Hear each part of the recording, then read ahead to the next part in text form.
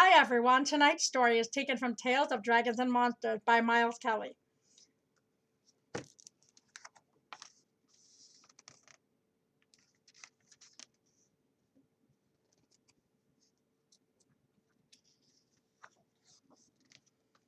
Tonight's story is taken from Scales and Tails version of the story.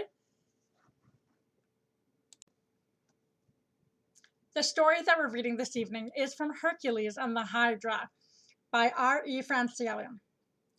Hercules was given the task of performing 12 labors under King Euripides.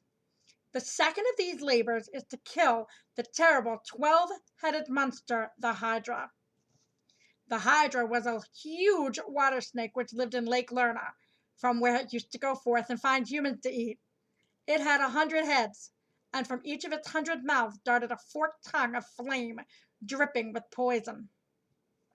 Hercules set forth to Lake Lerna, but he did not go to work without making plans and taking all of the precautions he could think of.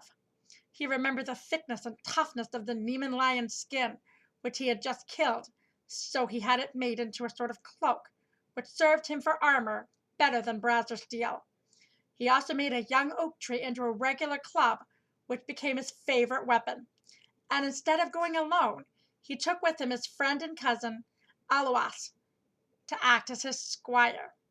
You can always know Hercules in pictures and statues by his knotted club and his lion skin.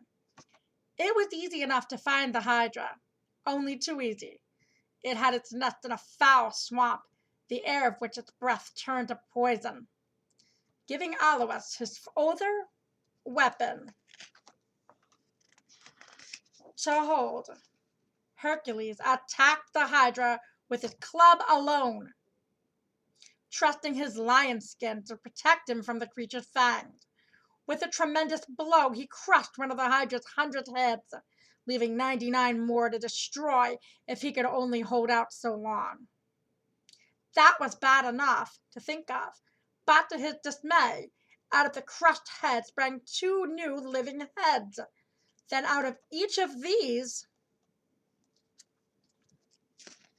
he beat them to pieces, sprang 2 more, and so it was with every head the Hydra had in truth. The more Hercules destroyed it, the stronger it grew. Its 100 heads were rapidly becoming 1,000, and the 1,000 would become 10,000, so on forever. Just as Hercules realized the hopelessness of the labor and was finding it work enough to ward off the innumerable fangs, a wretched crab crawled out of the ooze and seized him by the foot. He almost fainted with the sudden pain. It was too cruel, in the middle of such a battle as that, to feel himself suffer this extra pain.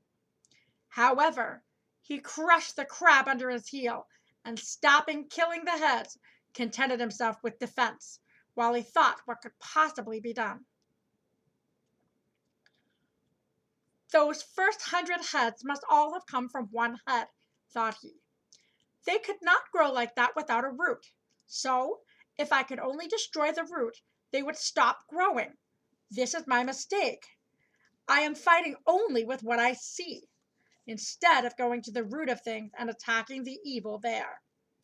So he called out to Alois to heat a piece of iron red hot and stand by when this was ready, and to scorch with it the place of every head that the club shattered. The plan worked wonderfully. Hercules crushed head after head. Alois burned the stump with the red-hot iron, and so root after root was burned up and perished. At last they came to the root of all of the heads, and when this was reached and burned, the monster sputtered and died. Just when Hercules felt that strong as he was, he could scarcely strike another blow. Hercules cut open the Hydra and dipped his arrow into its poison, so that they should give deadly wounds. Then, warily, he returned to Mycenae, hoping for a little rest.